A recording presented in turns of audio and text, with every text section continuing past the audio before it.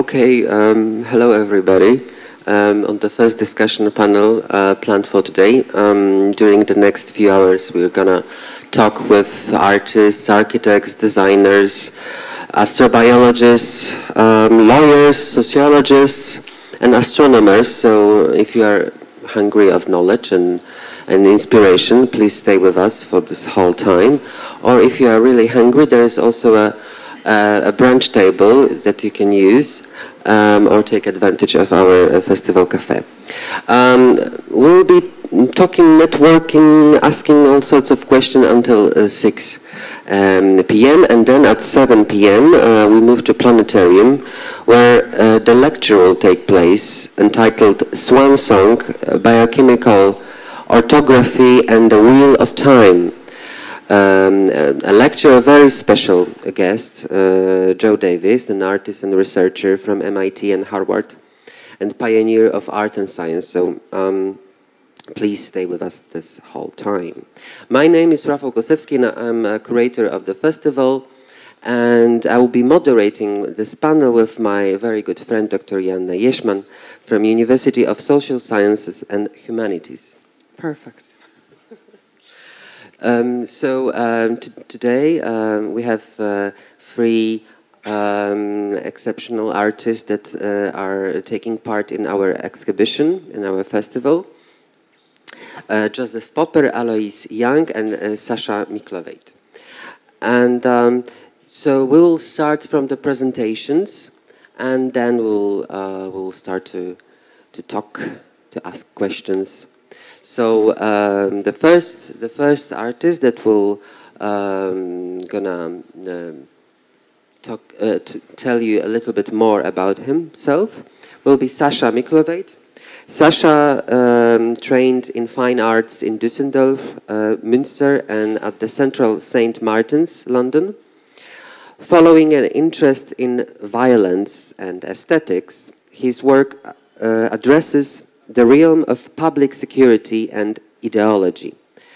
Format and medium are determined in the process of subject-specific engagement and analysis, often involving installation, situational settings, webscapes, moving image, print, and projection.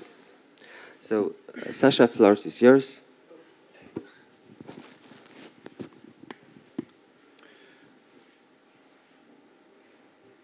Does it? No. Well, sorry. Hello. Good morning and welcome. My name is Sasha Miklovejt, and I'm going to talk a little bit about a work that I started about 2015. It's an ongoing project, and the format present here in the Pavilion 512 outside by the river is titled "Some Parts of the Subsystem Are Present." The history that informed the project goes back to the mid-80s. In 1985, Dornier Systems started integrating a group of satellites which were called cluster satellites. They were meant to analyze the magnetosphere of the Earth, and they had a building phase of about 11 years. So in 1996, Dornier finished the production of the satellites, and they got offered a lounge space on board of the Ariane 5, which were just ready for their maiden flight, the Flight 501, which was planned to take off from Kourou Spaceport in French Guiana. Here we see a little bit the boarding process of the clusters to Flight 501. And on the morning of the 4th of June 1996, on the ELA-3 platform, the rocket was ready for start. The mood among the team that came from the cluster developers was really splendid. It was at 27.8 degrees that day, really cozy. And everything went very well. After 37 seconds after takeoff, due to a horizontal velocity which was 5 times faster than that of Ariane 4. And these lines of code created an overflow error which basically led the rocket to its self-destruction in about a height of 4 kilometers and 1 kilometer away from the ELA 3 platform. So this massive explosion led to the debris being scattered around an area of 12 square kilometers in French Guiana, which is mainly swamps, a little bit of savanna, and the French Foreign Legion was commissioned to salvage the debris from these swamps areas. However, that neither was the end of the Ariane 5 program as we know today, nor was it that of Cluster. And in 2000, this time from the Baikonur spaceport with 2 Soyuz launchers, the 2 payloads have been launched successfully into space. This is a sequence shot from Rumba, separating from Samba, so the 2 last satellites were started in August 2000 with the onboard camera of the satellite. So initially this mission was planned to be operative for 3 years maximum, 2 to 3 years, but after 17 years it is still very kicking and alive and analyzing the magnetosphere of the Earth and the impact the solar winds have onto our magnetosphere. And that in total led to the enormous amount of 3.7 terabyte of data generated by that mission that led to 1,100 scientists worldwide collaborating and creating more than 2,000 scientific papers till 2014, so by now it should be even more.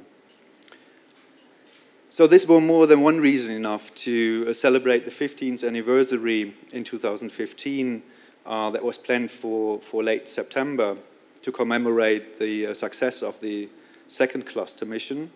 And that was the moment where I got in and where I was invited by the European Space Agency to come to the Operations Center to Darmstadt and work with the history of the mission. So my first of 2 stays was a little bit before the actual celebration in June 2015, where I met the cluster team around Bruno Sousa, and I had a chance for a week to work with them to learn about the history of the mission, its future, and witness a little bit how it is operating at present, being in the control center, stuff like that. I got my own office in the control center, and they gave me all the debris. It was transported into the office. And for 4 days, I started working with these remains of the explosion, which, by the way, was regarded as one of the most expensive software bugs in history, with about 380 million that they blew up. So I created about 45 gigabytes of raw data, and back home in my studio, I developed about half of it into a set of about 60 images, trying to get a little bit closer to this materiality of the debris to get a feel for it. Then 1 week before the actual celebration in September 2015, I returned to the European Space Operations Center and started working in situ on something that would then become the first art exhibition of that kind at the European Space Operations Center. So I took the conference space H4. The materiality of the exhibition was mainly an archaeology of the standard presentation equipment that is used at the European Space Operations Center. And I put this in a dialogue with material from the cluster mission archive, as well with the material I produced from the actual debris, and a sound installation that was based on measurements taken from the Cluster 2 mission from the Van Allen radiation belts. So a new version of that sound installation is present here in the Pavilion 512 as well. So these measurements are taken in the Van Allen radiation belts, which are around Earth. And every time the cluster mission is crossing these belts, the solar arrays are a little bit more destroyed. So in 2014, I think there were about 30% reduce in their capacity to produce electricity.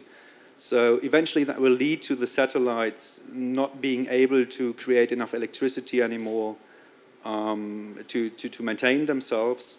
And in 2024, it is planned, or 2024 to 2026, it is planned to disintegrate the satellites. So what you see here right now is an animation of one of the cluster satellites going into the atmosphere of Earth.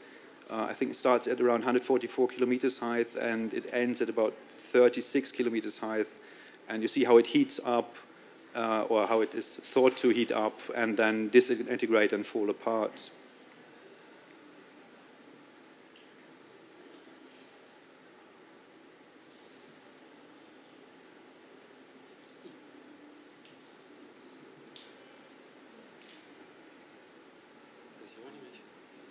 Sorry?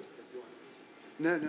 It's a company which did predictions of how the satellites will behave to understand if anything really will come through the atmosphere and will actually hit Earth, because that, of course, should be prevented. But they have specific times when they re-enter them, so that they most likely, if something goes through, comes down in unpopulated areas. So, yeah, I guess that then again, some of the parts of cluster will actually look like this, and for me it kind of is a closure of a poetic circle of over 30 years, where the mission started and the debris I got access to, which never made it into space, and a mission that was operative for so much longer, actually analyzing something which nicely symbolizes our fragility, because without the magnetic fields there would be nothing here. So yeah, thank you very much for your attention.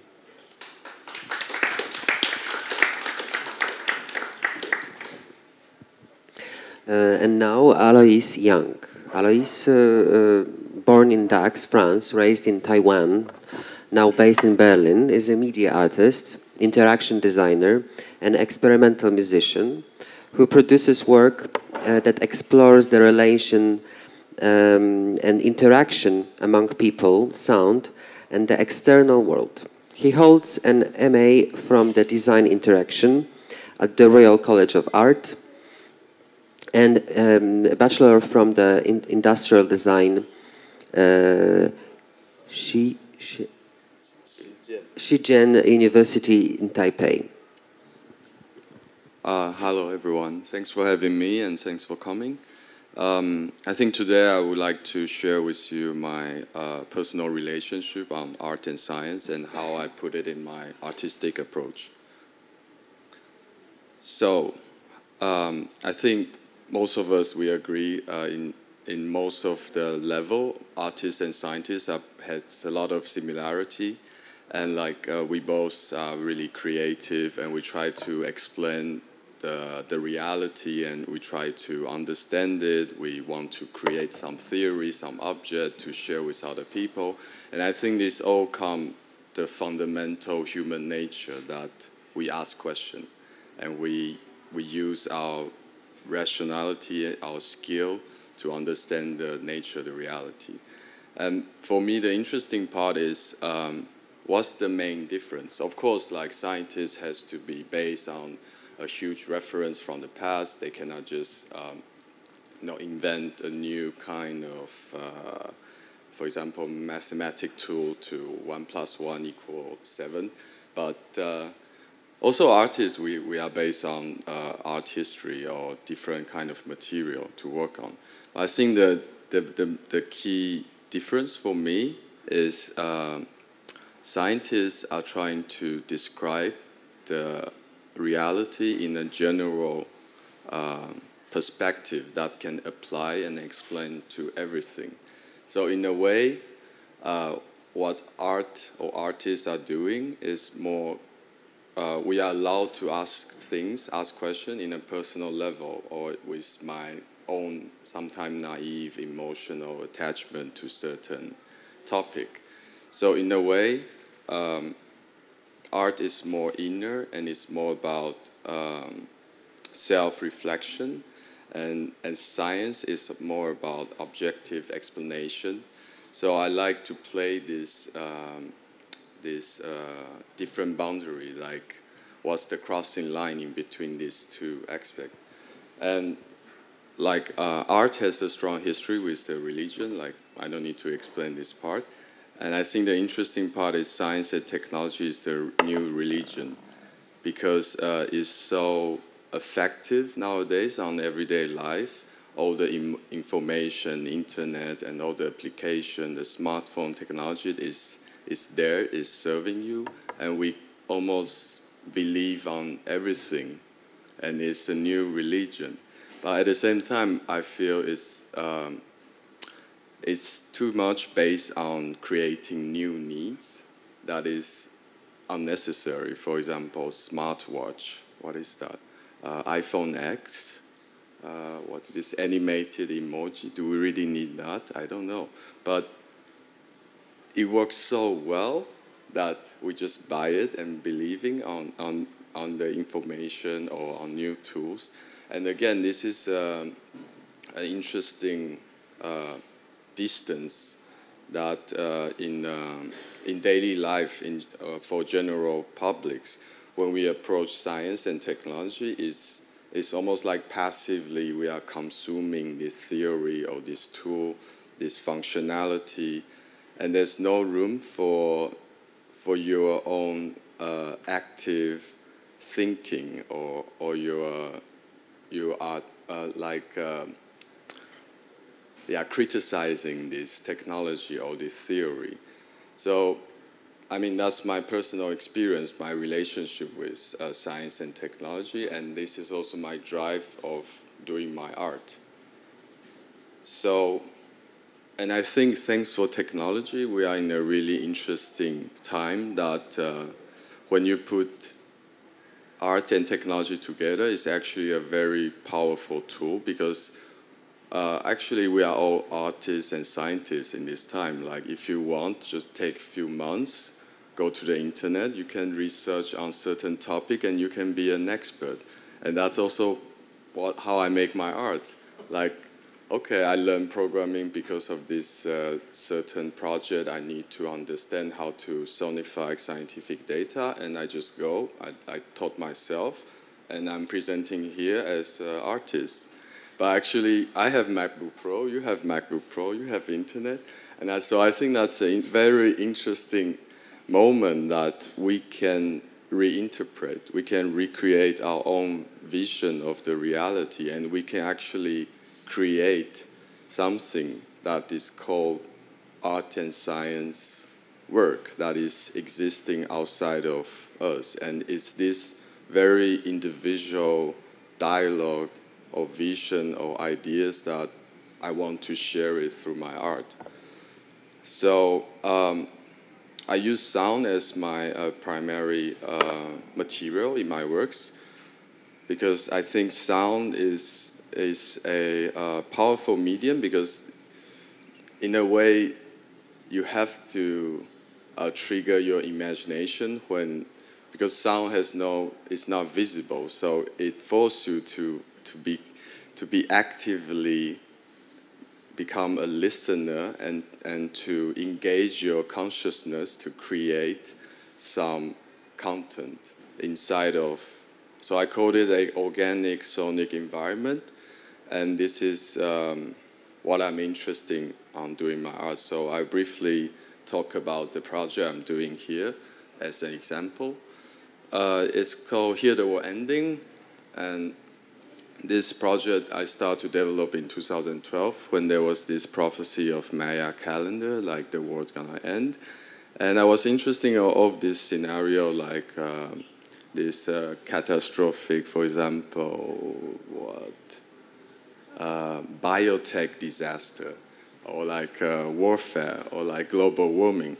And I think what really interested me is the psychological part of this scenario and how it plays as examination tools of our own existence nowadays. Because when you imagine this unimaginable event, and in a way, automatically you will ask a question about yourself.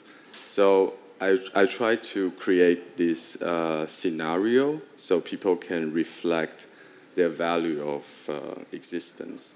And I think I choose the asteroid impact as the scenario because the most interesting part for me is when I research NASA's Near-Earth Object Program. And all of this data are available online. And they are tracking these objects projected 200 years in the future.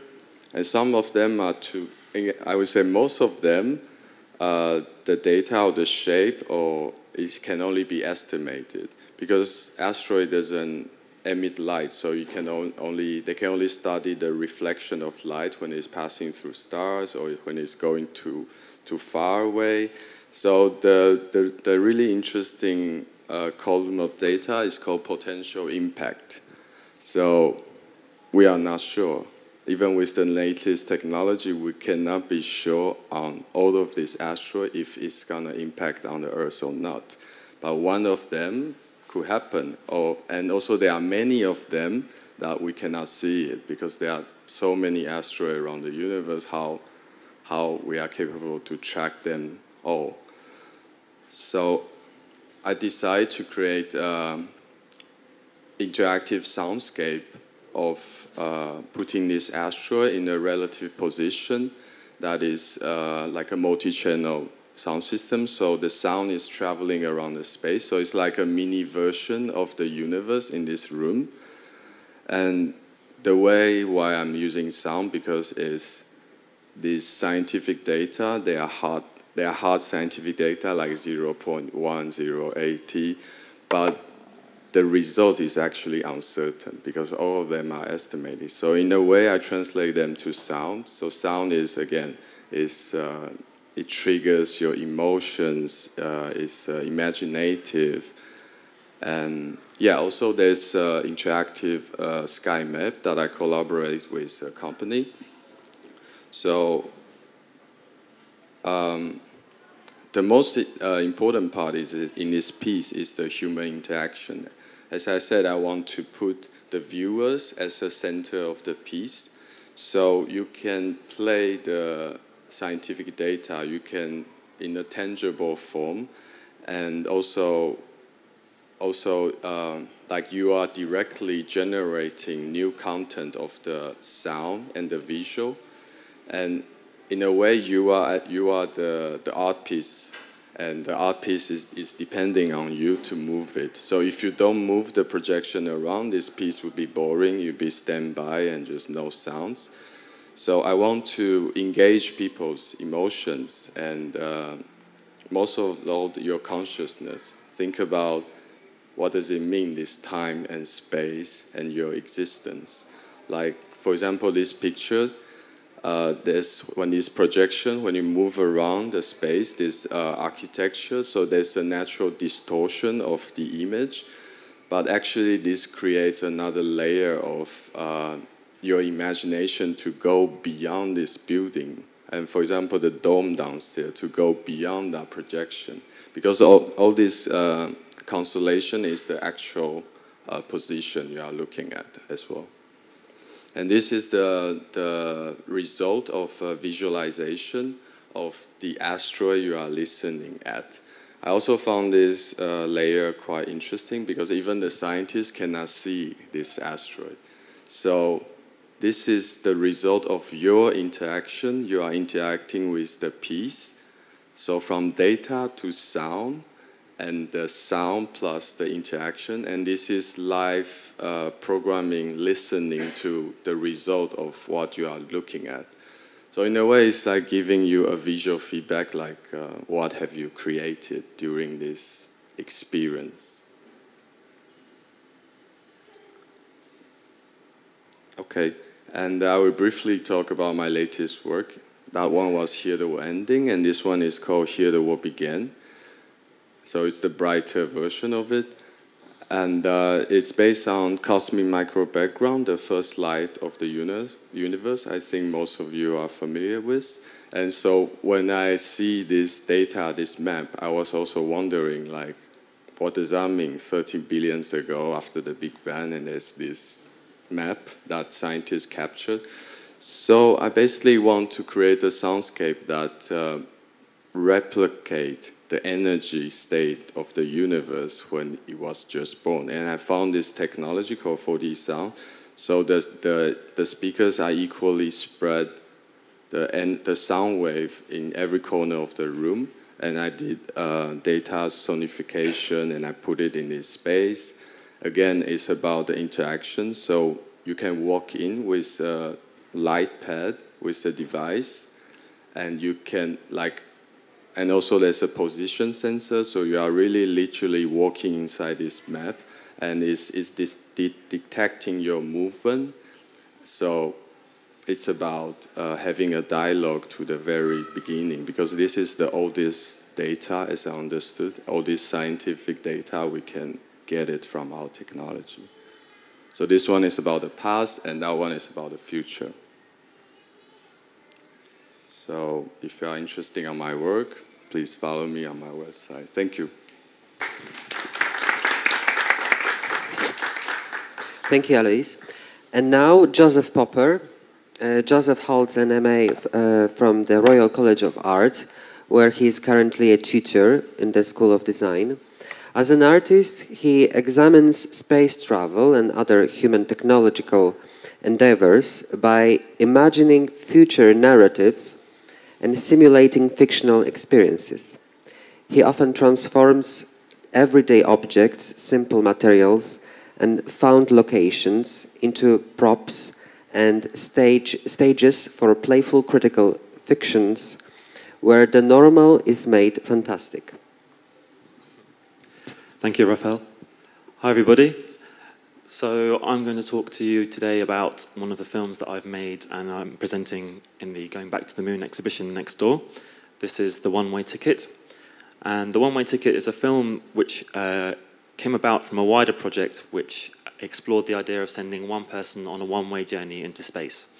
And I was interested in this scenario because it is as yet unrealized and it opens up an exceptional field of possibility. And I wanted to explore this idea across a range of different human factors. And the aim of the project was to use filmmaking as a means of interpreting and communicating a very particular human experience. So this is a map of the mission that I proposed. It charts the progress and the path of the astronaut as they would travel out into the depths of space. It's based on existing mission precedents and history of space travel. I wanted to convey the idea that based on existing technologies and ideas, this is possible to go tomorrow or in the near future. And on this map as well, it marks different key milestones along the way, which also became the basis for different episodes that would come up in the film. And these milestones range from the mundane to the extraordinary. So from the last piece of fresh fruit on board to the last sight of Earth. This project, it developed through a dual process, really, of more dedicated cultural and theoretical research into what a one-way journey would mean across a number of different issues, with a real handmade, hands-on process in the studio. So I wanted to show you where it all began, really, which is this Soyuz cardboard ball, which is a one-to-one scale replica of one of the historical space capsules that the Soviets used to send people up into space aboard the rockets.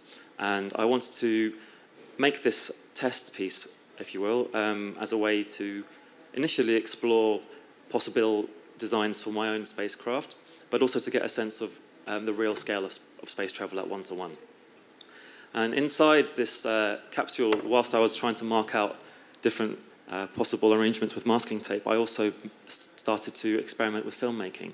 And this was the first instance where I tried to simulate weightlessness on camera. And I did this with a very simple setup, which involved a simple electric motor and a web camera. And through choreographing my movement with the vertical rotation of the camera, I was able to approximate quite successfully a feeling of weightlessness on film. So this was, in a way, a kind of happy accident or a real thinking through making kind of process. So from this first test, I grew in confidence that I could replicate a highly technological experience of space travel through simple materials. So that gave to the ethos of zero gravity, zero budget, which would become the ongoing philosophy that would drive the project forward. So back in the studio, once I'd managed to make myself float, I was interested to see what other objects I could bring in as different props to play a part in the story. And so I was looking at other different mechanisms and possibilities, some which were referencing existing science fiction films such as 2001: A Space Odyssey, where there's a very famous scene where a pen floats out of a traveling doctor's pocket. And they achieved that effect by a very simple means, which is replicated in the top middle image, where you have a clear piece of glass or acrylic and a piece of double-sided tape, and that's all that was needed to create a sense that this pen was floating in space. And I was also interested to try and communicate some of the more exceptional or rather particular aspects of such a one-way journey, such as leaving sight of Earth for the last time. And this is a phenomenon which I found out was called the breakaway effect, which is something which, you know, is a very particular experience if you were to leave Earth to never come back. And I managed to achieve an image using, in the bottom middle image, a drain pipe and the same web camera as before, but pulling this web camera down the drain pipe away from an image of Earth at the front, I was able to create this sense of Earth disappearing. So it was trying to take on key aspects and experiences and ideas of the mission and to translate them into simple materials and objects found in the studio. This is the image of the on-set filming. So here we have I suppose, the consolidated, more final rigs and test pieces that I had for the mission, for the filmmaking rather. So I kept the camera rotation set up, but this time for an HD camera. And the rotation was very important because in the film it allowed for a sense of both weightlessness but also disorientation, in the sense that in space you don't know which way is up or down. And I wanted to try and play with that, and the rhythm of the camera moving was constant, and that played another part in trying to set the tone and the pace of the filmmaking. And in the far end of the image you can see that the pen from Stanley Kubrick was replaced by the last banana, which became a kind of key milestone early on in the mission. But again, the same principles of camera rotation being a big important part. This is the film set itself coming together. So for the filmmaking, I wanted to keep the ethos of zero gravity with simple materials, and I extended the initial Soyuz ball capsule outwards to create more of a cylinder. And I did this partly because it was perhaps a more accurate or a realistic idea of a long-duration space mission. You'd need something larger than the initial sphere, but also it gave more possibilities for filmmaking. And this is the sort of final outcome of the set, all using simple materials such as polystyrene, cardboard, coffee lids and bottle tops became buttons and dials. I didn't want to paint anything or hide anything. I was quite keen to keep this honesty and the sense of play about the story I was trying to tell. So I'm interested in, as Raphael pointed out earlier, how materials can be transformed through imagination and their context, and this was a big example of how this came about in my practice. The set itself has had a somewhat of an afterlife since the filmmaking ended. It's become a standalone sculpture in its own right, and it's travelled to many exhibitions, and I've had a chance to rebuild it and refine it in different ways. So it was an interesting development that I didn't actually foresee, that the viewers and audiences and curators would have such an interest in the actual object itself as well as the film. The set was also designed to be moved from horizontal to vertically. This was a way to achieve full-body weightlessness shots. I was determined to try and keep everything in camera without post-production. So you see here that I'm actually attached by a climbing harness through the main window at the top now, which is hidden by my spacesuit. And on the outside of the capsule, you have my friends who were helping me to live the dream. So this has been a short story of the making process behind the one-way ticket. Thank you all for coming, and I hope you enjoyed the exhibition.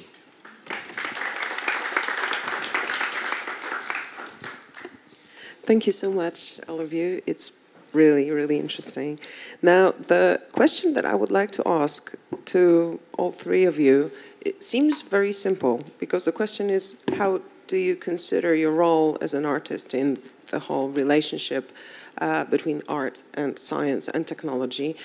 And on the surface, it's simple, but I've been doing research on it for quite some time. And the answer that often shows up is that you create some sort of platform of communication, that art has this language that people can understand better rather than talking to scientists. But in my personal opinion, this is oversimplifying, because I believe that every artist perceives their role in this situation completely different. So if I could ask each one of you to just give us a few sentences of how you perceive that.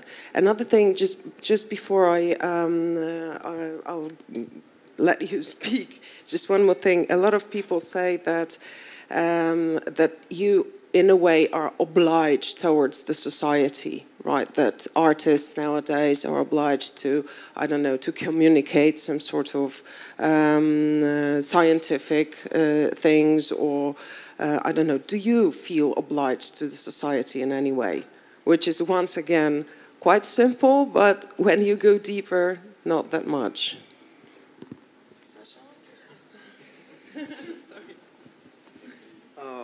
No, I think I don't feel obliged, and to answer the second first.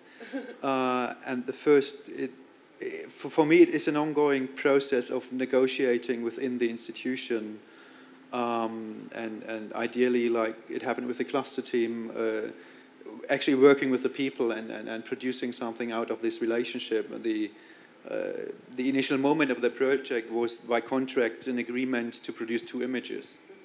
And with this idea, I came into the institution through me being there, meeting everybody, learning about the processes of the mission, and interacting with the people. A dynamic was created that then resulted in all the ongoing of that project, which I have never predicted before, and which was more playing by the ear in relation to what is possible, to what can I comprehend of the scientific processes, and what can the scientists comprehend of the artistic process.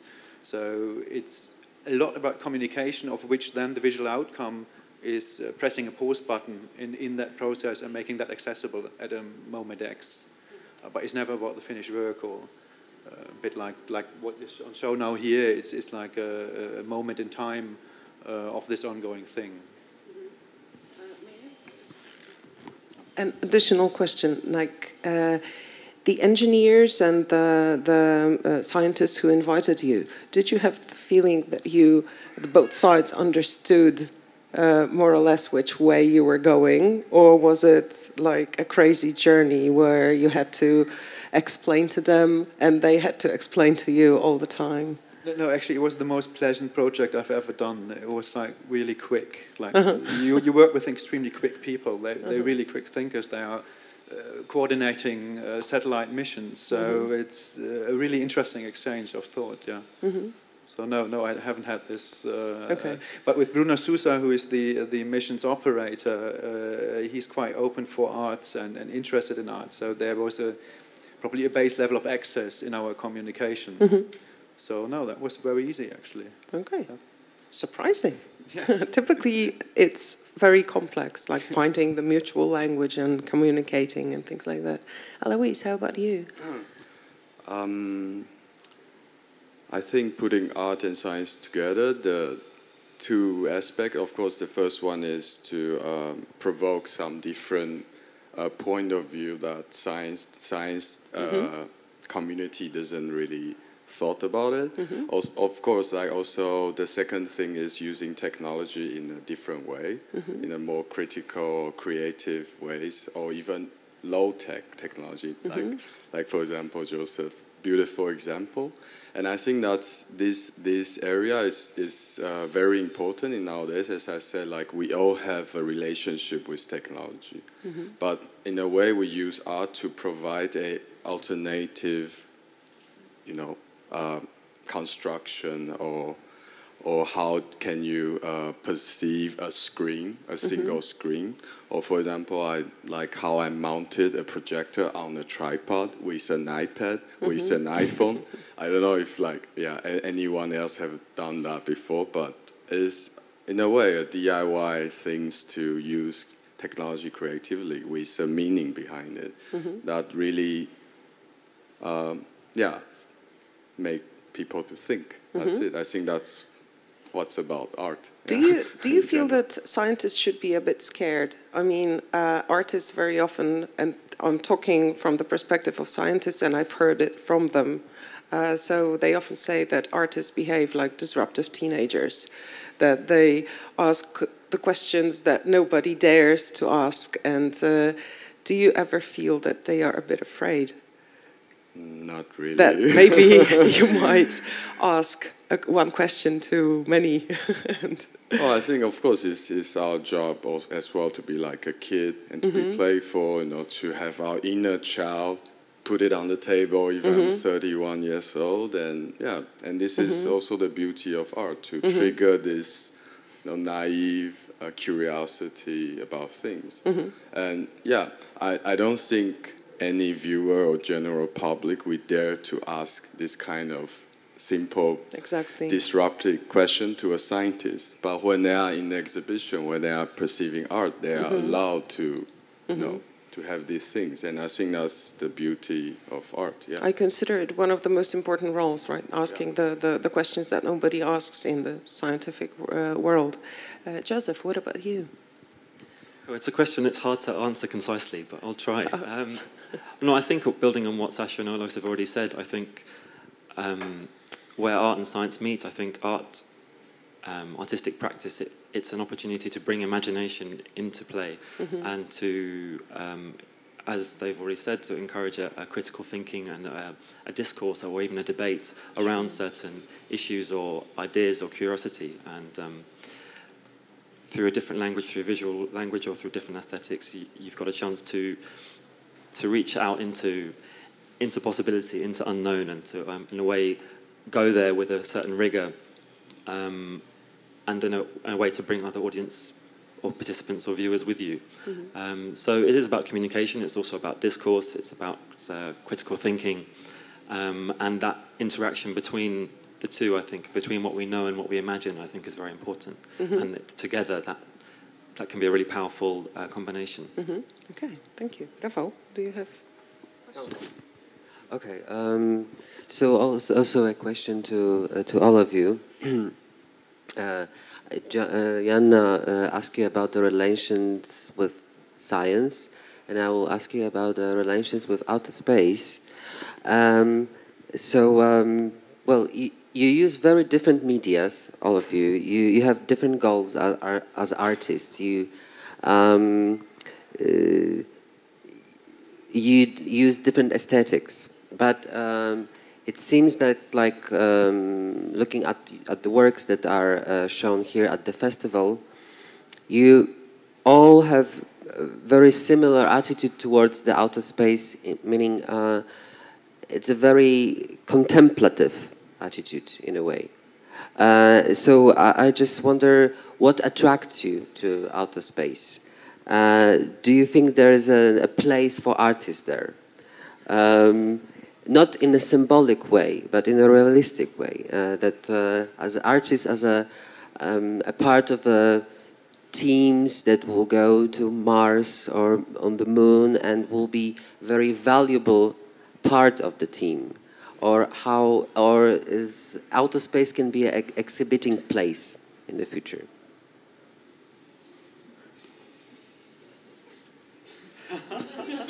Wow, there's about 5 questions in one there. No, I think the biggest value of art doesn't exist in any physical space. So I don't know if that answer your question, but I'm really into it, exploring the space here. So of course that space really, encourages us to open more space here. But I mean, okay, a really masterpiece of artwork gonna survive in the museum for the next 300 years in the future, and maybe it can exist in the space, things like that. But what really remains in the end is the idea, is the experience of the viewer, of the artist. And I think that's the space that really matters for me, to use that space. Yeah. Hopefully I answer something. Yeah, it's, I might try and answer the why am I interested in space part. first, and we'll go from there. I think it's been an ongoing developing interest that I've had, which started out from, I suppose, the extraordinary, unworldly imagery that came from documenting space missions and space exploration, this human figure in the vastness of space or walking on the moon, and it's a really fantastic vision. And from there, then the kind of a history of space flight became an interest of mine, and then thinking about the future and where it's going now. And this festival starts to talk about possible new directions or a new chapter. So it started from the imagery, and it started from I suppose, the imagination surrounding it, from the kind of difference between the dream and the reality of space travel. And also it's about that sense of, I suppose, frontier of knowledge. It has been called the final frontier, of course, but not to overplay that too much, but there's a sense that you are in the vastness of space. Yeah, there is still so much to explore, so much to discover, so much to question our own limits of certainty. And that, as an overriding idea, is something that I think is very valuable for both artists and what drives our curiosity out there. So on many levels. And also then thinking about a bit what Mark and Leonor was talking about, Leopold, sorry, who was in the audience, we were talking about yesterday, this essence that the more we discover about space, the more we come to appreciate our position in space. And you know, there's the instance where, say, for instance, the Voyager cameras that were designed to watch the solar system then turned back and we had the pale blue dot image, and how by going out we then just start to look back on ourselves in a more philosophical, powerful way. So there's a whole host of different possible areas of interest which space connects in my own work and my own personal interest. In terms of where artists fit in future space travel, I can't say I think about making my work in that kind of context. I don't really engage with the idea of the Martian Contemporary Art Gallery, but it's quite possible. I mean, who knows? Sorry, I'll be bold. Yeah, I don't know if you guys want to pick up on that a bit. I mean, for the last one, I think they're simply irrelevant for space travel, and probably rather hindering, because this is a way of being, I think, that is not very efficient in space. You need to be very efficient in space to survive. But don't you think that they also need artists? No, I think I don't think so. No. No, I mean, I don't know what if you're dreaming about the future Mars habitation stuff. Yeah, probably they do, but I don't really see that coming, and I don't see that coming as something desirable. Actually, I find that very dystopian vision of being or form of being. I like smelling forests and grass and have an ocean and being able to go out without a protective suit. In terms of artistic practice and thinking, I like the space of thinking. So in space, it's just one more formulation of probably ideologically restricted things. It's very mythologically charged. Everybody has very sublime ideas about space, so breaking them down into something actually very simple, or play with these sublime moment, like the downstairs, the projection is very large, but what you're actually looking at is just trash. What you see as stars is just dust from aluminum on a glass panel that I scanned. So breaking this mythology a little bit up, that's what I'm interested in, doing that with very limited resources, like in ESA, working with what is in place, and the aesthetic it manifests in is a result of the potential or the limitations of the institution I work with. Don't know if that answered that a little bit. Well, I mean, in a practical context, yes, it's hard to kind of argue against or for bringing an artist on the first Mars colony, but to be positive, then going back to the first questions, art, of course, has a role to play in thinking critically, using imagination to question and to go beyond what we already know. And I suppose if you're on Earth or you're on Mars or on the Moon, then that has to have a role to play somewhere. It's quite generic. Then you need to ask, like, do we need a philosopher? Because, I mean, art is another way of thinking, probably with often visual means, unless you become extremely conceptual, like the arts and language movement or stuff like that.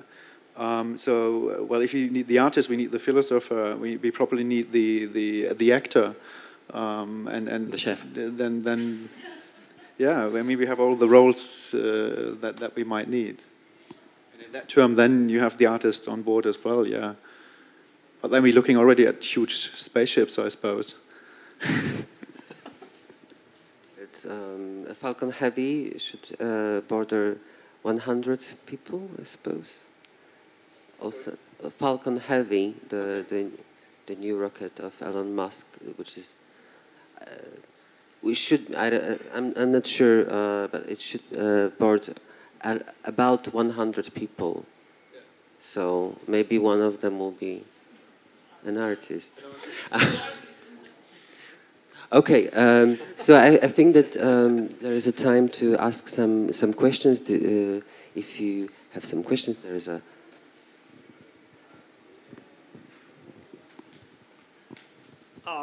Hello. Just taking the very interesting question by Rafal. Supposedly, ESA has a program to send an artist to ISS. Who of you will apply? Raise your hand, please. You know? Okay. I already applied 2 years ago, and they didn't took me. Oh. Hope to see you soon. Thank you. No, I mean, of course, if like we've been given the opportunity, like a space in the rocket or like a satellite, you got 5 centimeters to put the artwork, I would definitely do it. Yeah. But I mean, it's like as an artist, we can almost improvise on any subject or any given material to say something. I think that's what we are trained for. But again, that's another level of question when you ask if art gonna colonize the space. That was the theme today. Artist. Yeah, I think that's difficult. Okay. But if I've given something, I would do it for sure. I think one importance of artistic practice, for me, is sustainability, and I think the amount of resources are wasted from bringing me up to space for the sake of me doing whatever bollocks I could do up there. It's just totally out of balance, and I would rather send somebody up who has actually really something to do there and find out and bring our species a slightly little bit ahead. So that's my no. I wouldn't go up there. To go to space to waste more of that energy for non-scientific purposes and just for joy and ego, I don't know. We'll wave at you from the space station. I'll wave back. We can do Skype then.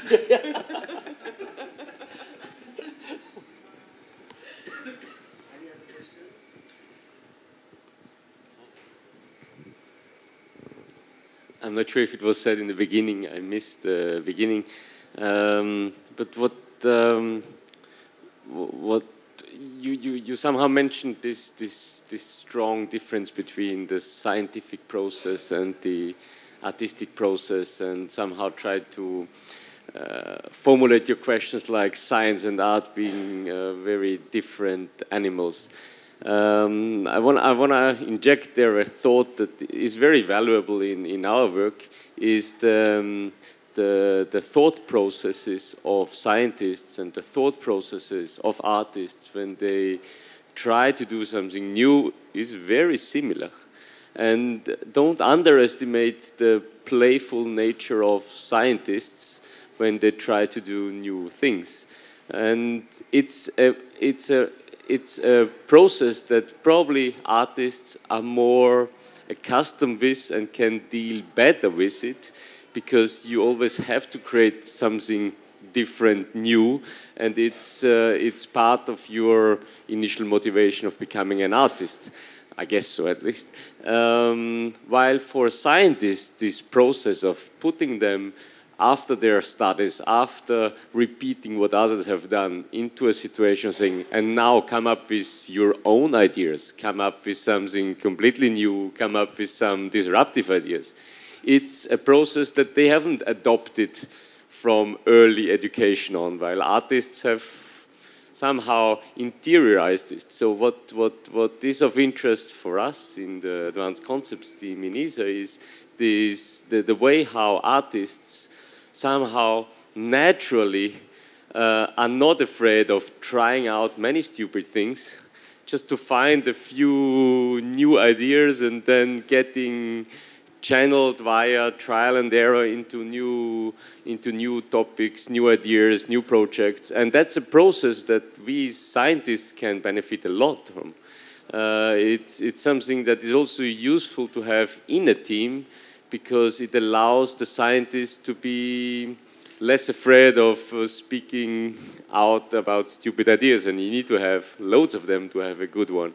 So I think this artistic process of finding my next project and the scientific process of where do I place my next scientific career step, to which type of paper will it lead, is very, very similar. And this similarity is sometimes overthought when you look just at the outcome, which of course one is a very structured, formalized process with peer reviews and so on, and the other is a much more open process. But the way to there is very similar. Artistic practice is an ongoing failure. You are accustomed to failure, and failure is not an ending point. It's just one necessary step in a process to go further. And I think in that sense, it's very, very similar to scientific working. You do, you experiment, you fail, you do again, you learn. It's what we call learning, I guess, eventually. And also, I think it's worth to mention is, for me, that the creativity comes from limitation also. So if I don't have a framework of what I'm doing and what kind of material is there, I don't create anything because it's too free, and I can just like do this and tell you this is my art. Did you see it? My move? No, this is not art. Art and creativity is very similar. It comes from this limitation. Yeah.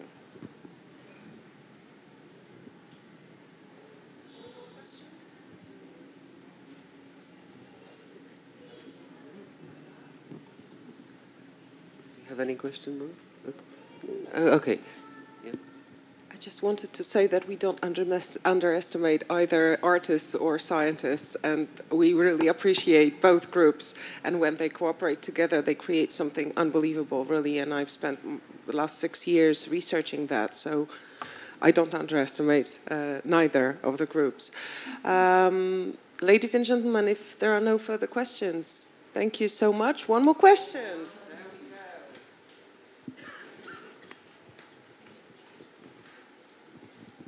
Okay, maybe not the question particularly, but maybe the common ground for a scientist and artist.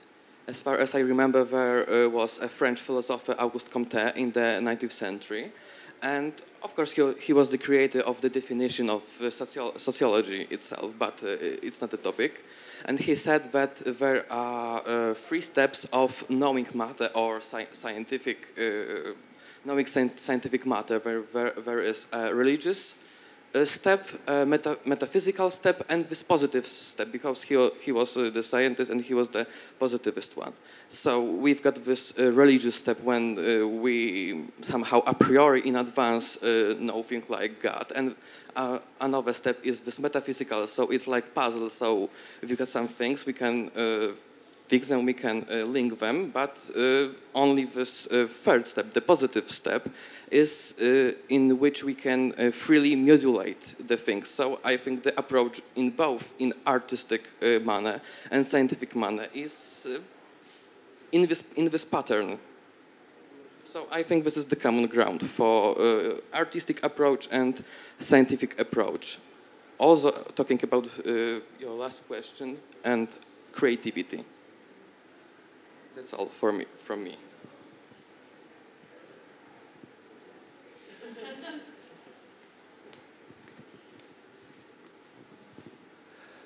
Okay, so thank you very much thanks. I would like to thank my guests, Janne, and all of you to participate in the first panel.